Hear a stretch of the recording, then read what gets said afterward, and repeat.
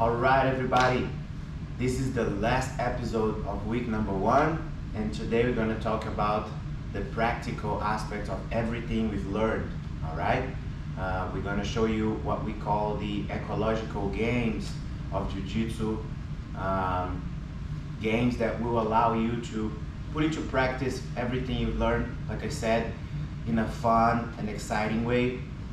Also, it's a great video for the coaches as well to dial ideas on what to extract from their students based on what they are working on the class. Okay, so the games that we can work on the week number 1 based on what we did is, first one, collar and sleeve game.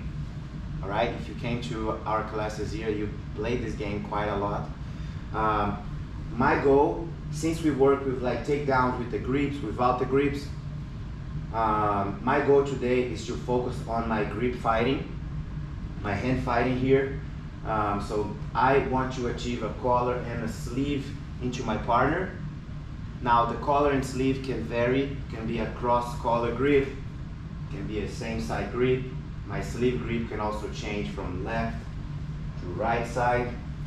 This could be an opportunity for the coaches to describe how to set up those grips in the most effective way. So in Jiu-Jitsu, we have a tendency to get sleeve grips using a pocket setup. I like to call the pocket grip, which I flick the gi. Okay, you can get closer. I'm folding the gi using my fingertips, tucking my thumb outside, not inside the gi. Okay, that way I have a strong grip, harder to break. And I also like to use my knuckles into my partner's forearm, wrist. Okay, grabbing inside, it's not recommended in Jiu-Jitsu because you can hurt your fingers. Okay, if she circles her arms around and tries to break my grip, it can be quite painful on my fingers, versus me controlling the wrist right on top of the forearm. It can be easier for me to manipulate where her hand goes. So let's say she tries to reach out for me with that hand, I can easily just think about driving my hand into the center line of her body, which makes it quite hard for her to use this hand, right? Another thing about the collar grip, instead of grabbing a shallow grip, which means like a low grip, I like to grab a grip that's usually high next to the back of the neck, or the closest as possible to the shoulder, to the collarbone. Okay, and I always like to flick my hand out. Okay, we're not learning judo here, but I think from what I've seen, judo players, they have a tendency to like to really open the collar and allow that push and pull reaction here.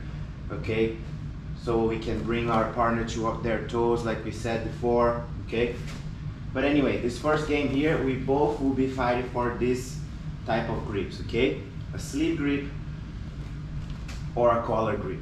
Okay, we also have the option to grab the sleeve from the triceps. Right, this grip here is also great. This is gonna happen usually when we can't break free from their collar grip, right? So instead of controlling the pocket grip in this case, I'm gonna control their triceps, and again, I go for collar. Okay, ideally, this game is also designed for you to focus on grip fighting. So that's another thing to mention with your students if you're a coach, or to focus on if you're a student. Notice that when I break a grip from a collar, from the collar, I want to find the best angle to break that grip. If I try to break the grip towards Chloe here, it's not gonna be ideal because that's where the strength is coming from. I want to deflect that position and turn my chest away. Okay, that way I'm going against her thumb and it makes it much easier, right?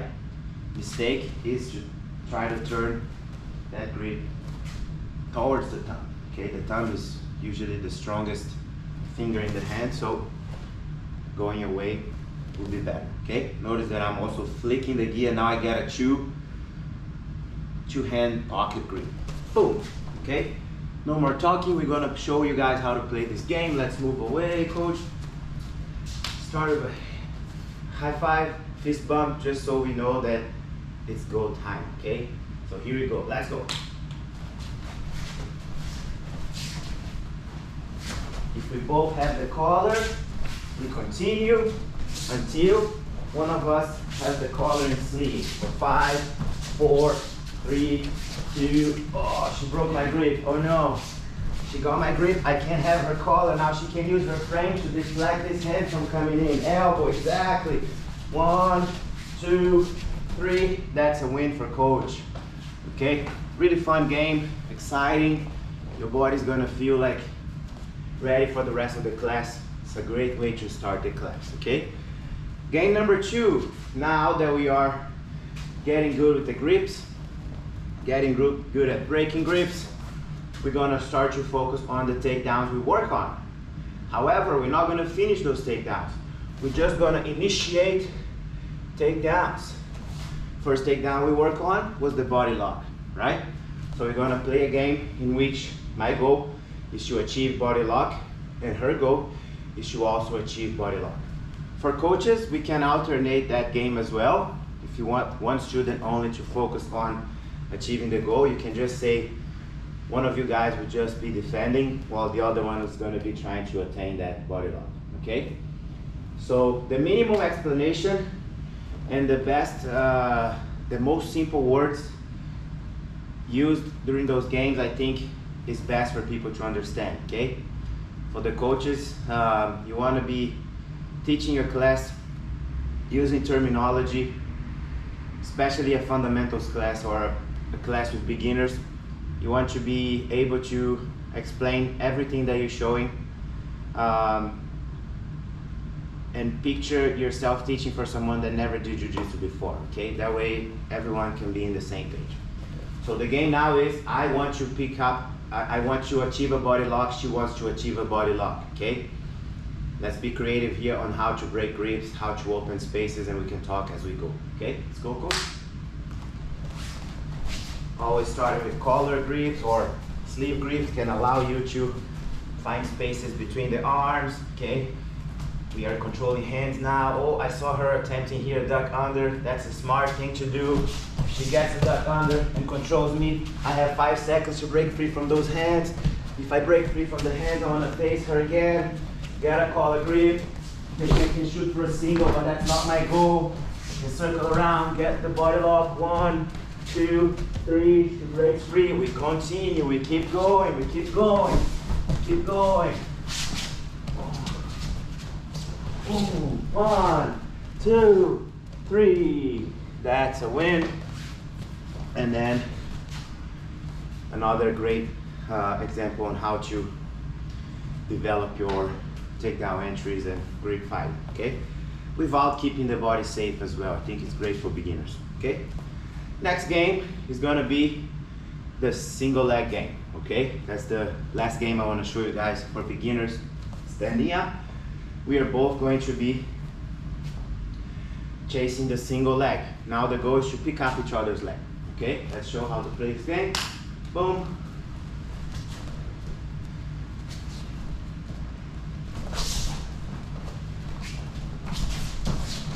Not that easy, coach. Come on, coach.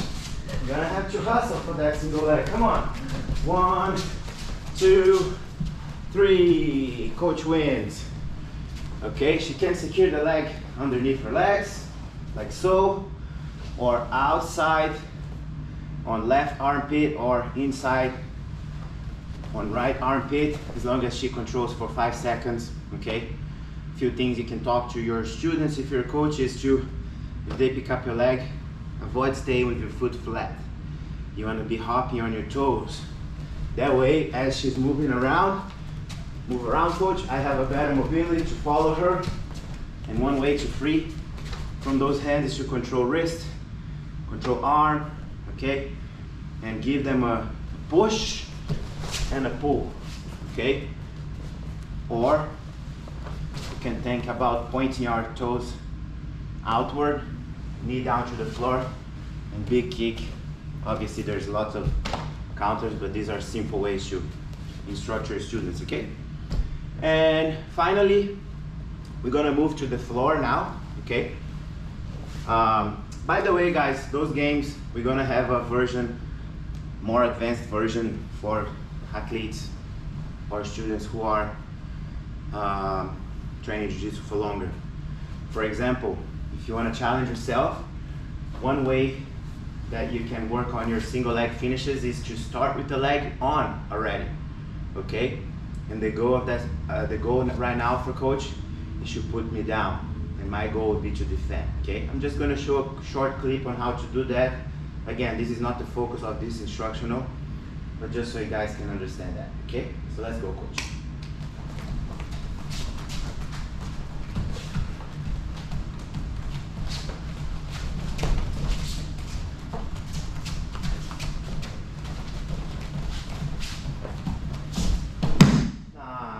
Great job. So there you have like a full spectrum on how to initiate takedowns, grip fight, engage into takedowns, attain body lock, attain single leg, and to complete the takedowns, right? For beginners, like I said, I think the first three are enough for them to develop that awareness on their feet, okay? Now moving to the ground, we're gonna just also focus on a game in which we, as we discussed, based on anything that we already work on, okay? So the first game would be, coach is gonna be trying to get past my legs, right? We talked about guard retention. So her goal is to get past my legs.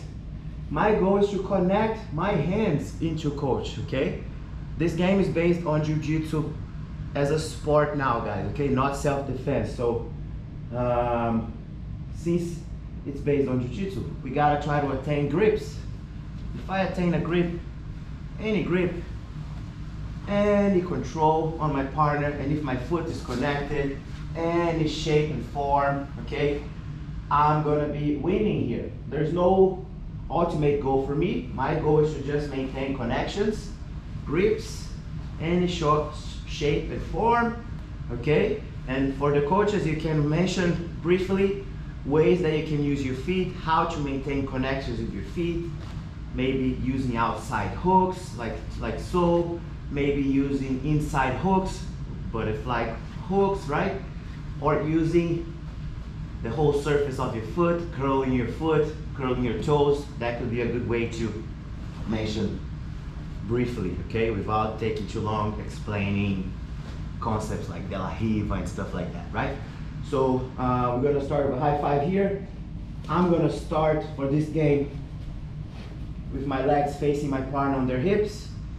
And I'm not gonna start with grips, okay? We're gonna high five as we go. Her goal is to get past my center line, which means get past my hips.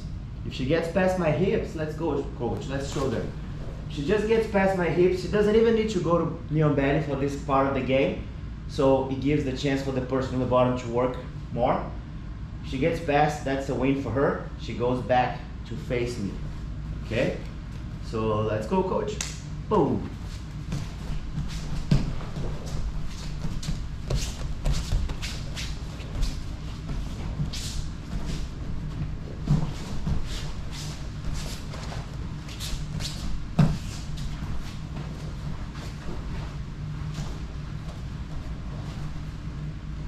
Here, again, it's what I want to achieve, obviously. Now I'm connected, now I'm strong here. Again, we don't have a winning goal because we just want the students to keep moving, right? But I think it's a great move, a great game for them to focus on maintaining connections, okay? I call this game the 4 points of connection game, okay? Which means all my limbs, my arms and my legs should be always connected to my partner, okay? If you want to make it more challenging for your students, you can add different constraints, such as you can't place grips, you can frame, you can use your hands, but you can't place grips, and the person standing as the same thing. They can place grips, okay? I think it's a great game for people to develop guard awareness, guard retention. There are obviously lots of concepts that we can talk about, such as maintaining elbow connect with knees, but the whole goal here is for students to develop their creativity and find their own way to play Jiu-Jitsu, right? Later on, as I said, we're gonna have instructionals mostly focused on dissecting the deeper layers of everything that's been talked here right now, okay? Finally, we're gonna do a game that's from the closed guard, okay? So the game from the closed guard now starts from here in the closed guard, okay? The whole game here consists in myself trying to maintain Chloe on my guard now, and her goal is to escape, which means get free from my legs, okay? We're gonna start with a high five, fist bump, and I want to attain goals just like we were from standing. If I have grips, attain grips just like we did from standing. If I can attain grips, bring her down with my legs, chances are it's gonna be much harder for her to open my guard, right? So that's the whole purpose of the game, to maintain connection, and her goal is to disconnect, okay? Let's go, coach. You guys already work on how to open the guard from your knees as well, from the closed guard, so she's gotta disconnect completely from me. If I still have feet connected, hands connected, we continue, okay?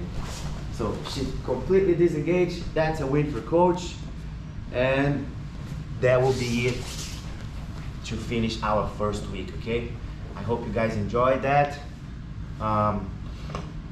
Each week we're gonna introduce you guys to those games, and I think this will be a great opportunity to understand the concepts of Jiu-Jitsu in a fun, more practical way.